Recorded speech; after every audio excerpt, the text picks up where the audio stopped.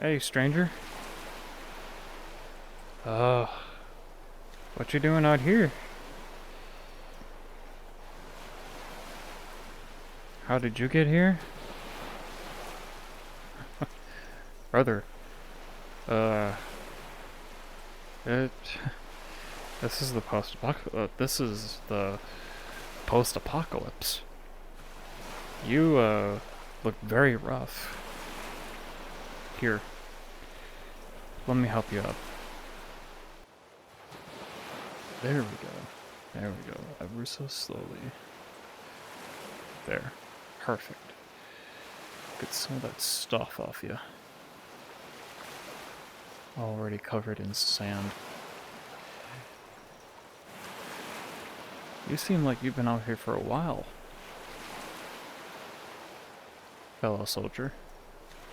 I thought I was the only one living off this land, but I guess not.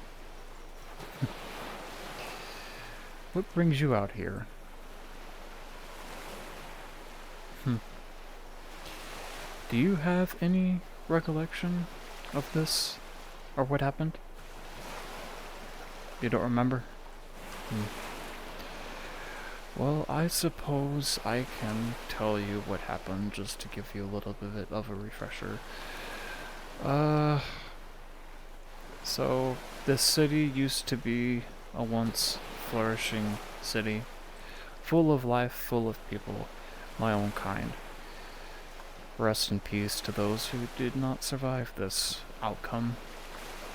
But what basically happened was that a very outcautious war broke out between us and them. The so-called rebellion. And it seems they wanted to enforce the police law onto everything that sought to come on its way. Sadly, the city was evacuated and turned into a complete and utter war zone.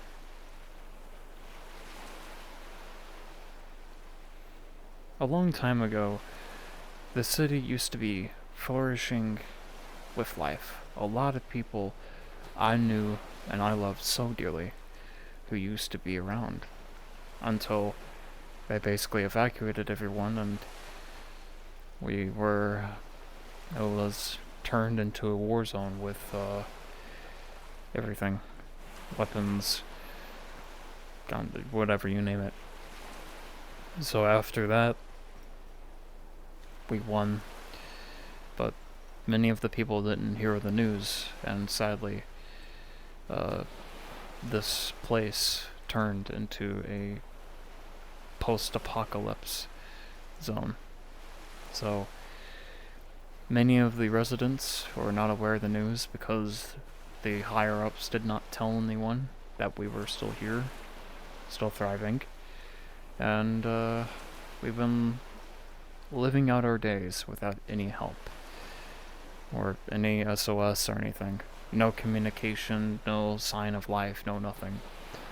The last of my comrades relished as much as we could back then, but within the coming years, some of them did not survive, sadly. And now I was here on my own, living about, making sure I could find some sign of life, and I found you, soldier. Well, one of my fellow comrades. You don't know me.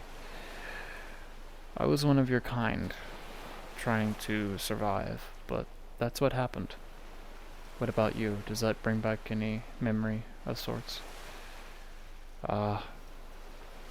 You were... Why were you out here on the shoreline? Or the shore side? Oh, you were trying to get water. You do know that water's bad for you, right? Like, that water out there, the ocean? It's so salty. Well, no shit, you're weak. Thank goodness I found you, because it looked like you were on your last legs. Oh my. You look very malnourished. You haven't really been, you've probably been eating off the last few scraps around the city. Kinda like I have. Me? Oh no, I've been figuring out different survival methods. I learned survival when I was younger. How to eat, cook, all that stuff without any electricity or any source of communication. Communication doesn't have anything to do with it. I know. When I was young, I was taught different methods of surviving in the wilderness. And, you know, it's kind of tough when you're in a post-apocalyptic situation. So you try to scrounge around different buildings, going up different floors, trying to find different pieces of food, which, by the way, I lived off of for the last few remaining months I was alive until I found you. Same thing with you, you were scrapping, right? Yep, until you couldn't find any more. So, well, I think this is enough chatter. I think it's about time we actually got to roam around the city a little bit more. I can show you my little quarters that I've been staying in. So why don't you come with me? I'll give you something. I'll give you some warmth and comfort as much as you like. Show you the ins and outs of the city as to what happened. So, follow me. The sun is setting quite quickly. It'll be dark before noon, it'll be dark before you know it. And usually some things are not really good here in the dark. I myself am basically afraid of anything that comes in the way, or something might happen. Not to say there is, but metaphorically speaking, something can happen.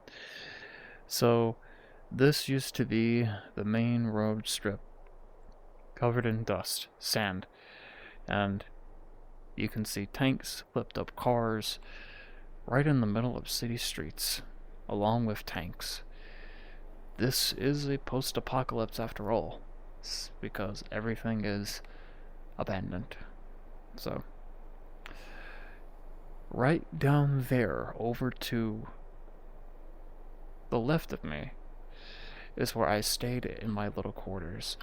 That little place is a mall, and what I did was that I scavenged as much as I could to make sure I had enough perishables and supplies that would last me at least a little tiny while until I found someone like you out here in the post-apocalypse abandoned city.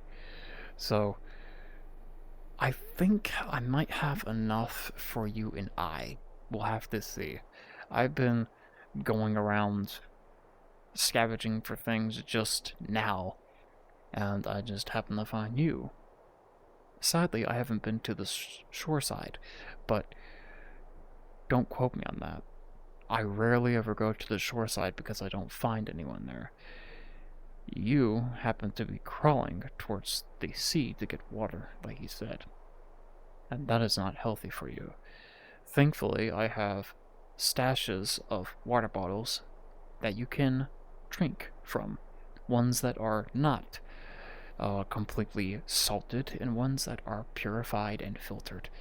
Don't ask why, I figured this stuff out myself. So, follow me. I'll show you my little quarters as we continue down this road. Well, we are here now, in the mall. A very great overlook, as you can see and tell. Pretty much everything's been abandoned. But I kind of lied on that because there is a little bit of electricity. I had to do a little bit of rewiring to get things to flow properly. But that little base down there, right where the green light is, that is where the karaoke section used to be. I made my little headquarters in there. What are we doing up top here? Oh, I decided to be a little bit nice and wanted to show you what the mall looked like in all of its profound glory. Well, once glory, but now it's just bags and barracks and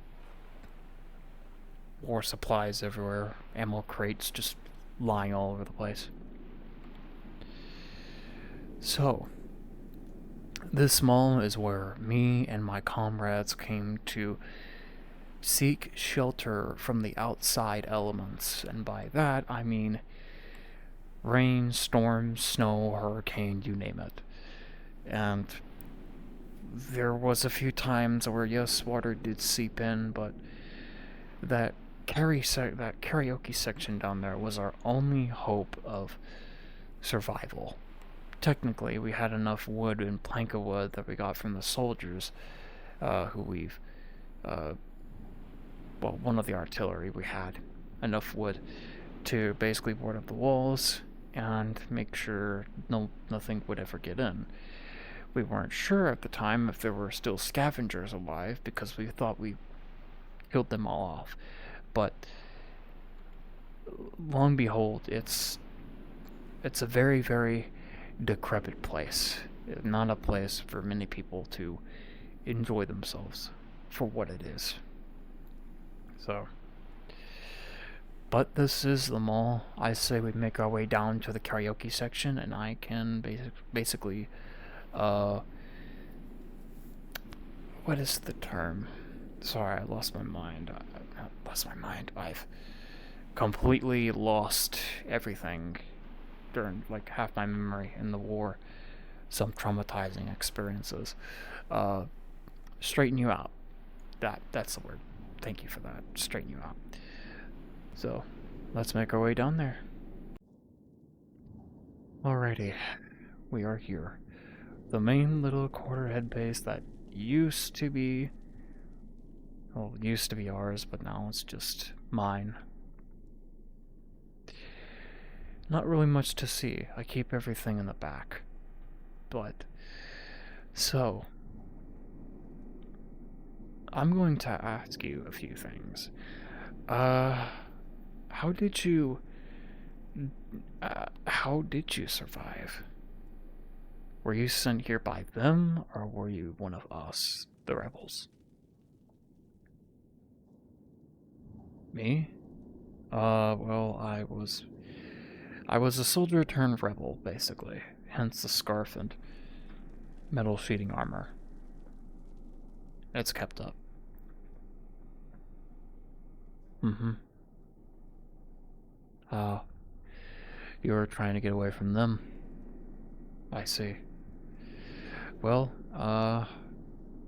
much like to all senses in the story, it sounds like a lot of people were trying to get away from this anarchy that they were trying to overthrow us all.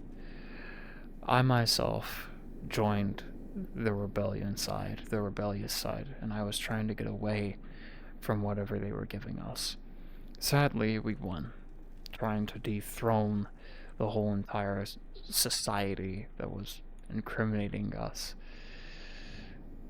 But a lot of it came with a lot of consequences. The days ending after the war were the hardest. Trying to find anyone rescue, trying to find a boat to rescue us, it was merely impossible. With the last bit of electricity, it's really hard.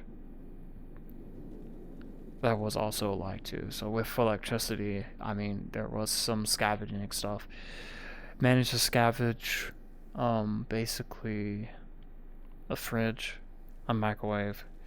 We had to go to different areas of different rooms and scavenge the last of the food before it turned to mold. So we stayed up here, made this our little quarters where we would meet up ever so often, and it turned out not to be so bad as you thought, as one would think. And to think I was alone in this, my comrade. I thought I was not the only scavenger here.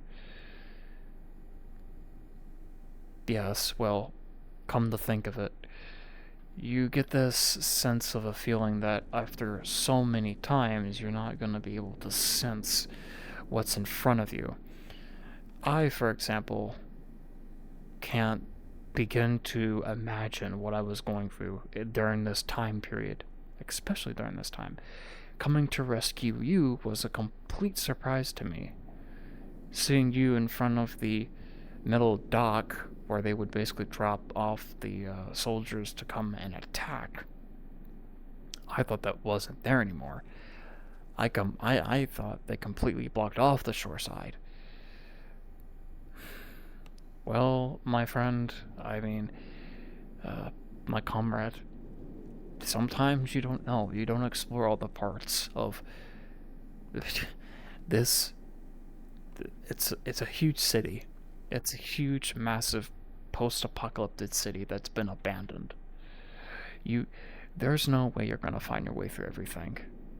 Even if I tried, I wouldn't remember, because I don't usually explore that side. But for once, I decided to. Luckily, I came across you, because usually there wouldn't be anyone on the shore side.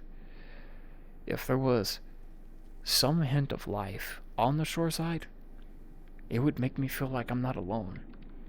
It would make me feel like I'm turning into a schizophrenic and going completely insane. Yeah. Well, I mean, your conscience seems to be doing good.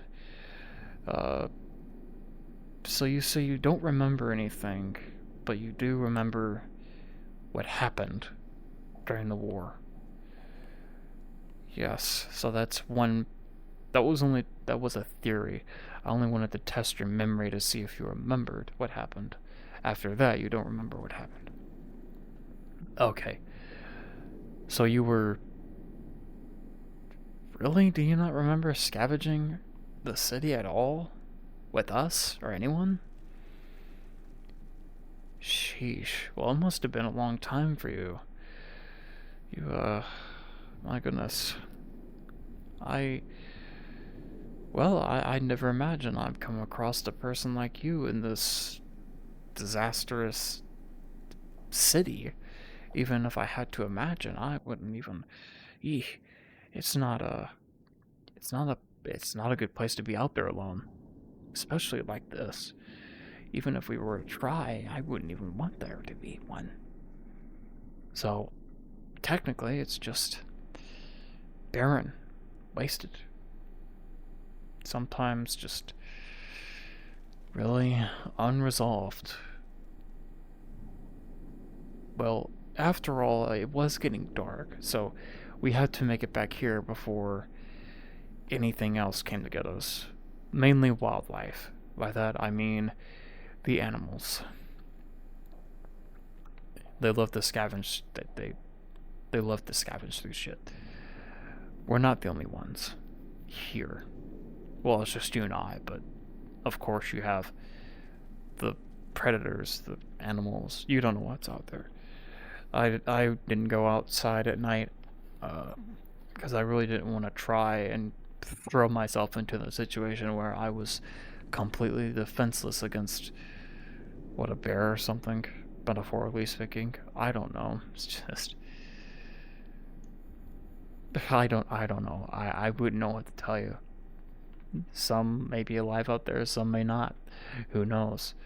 We'll just have to sit here and find out. But for now, my main goal is to get you some food, because enough of me talking.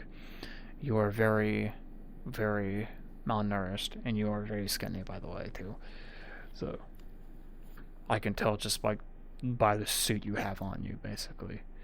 So, and yes, I know, it's hard to think, but you gotta think of positives. You gotta think of like things where, what can I do in this said scenario that can keep me alive and going, so to speak.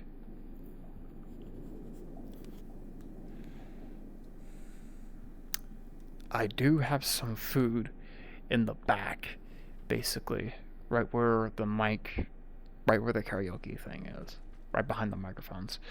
So, um, if anything, if you need anything, I have sleeping bags. I have, once again, water, food, enough perishables or delicious to basically make us last through at least a few months, I suppose.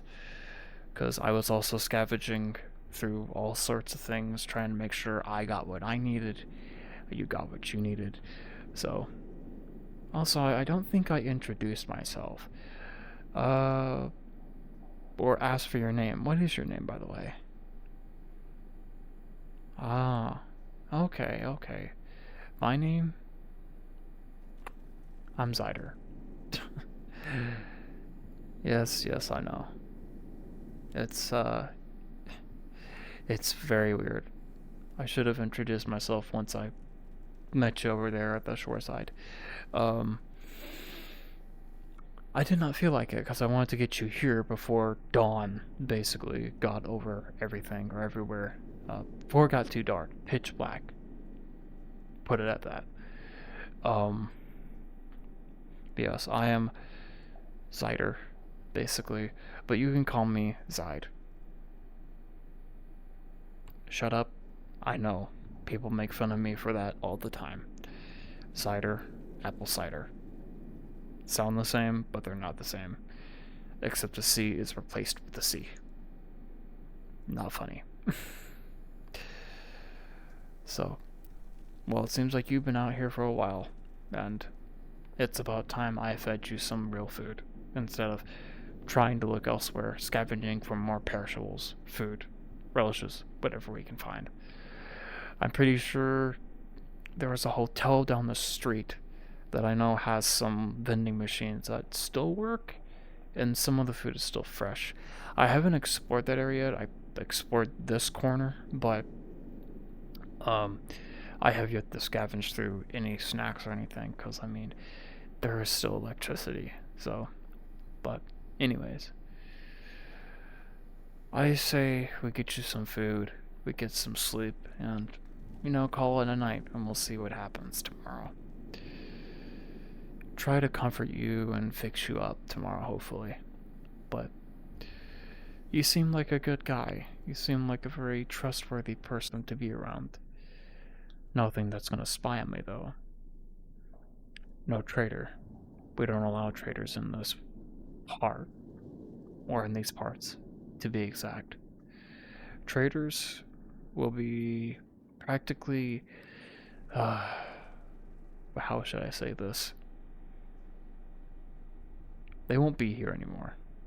I've had enough traitors in my life where even when I was trying to survive, none of us could find anything.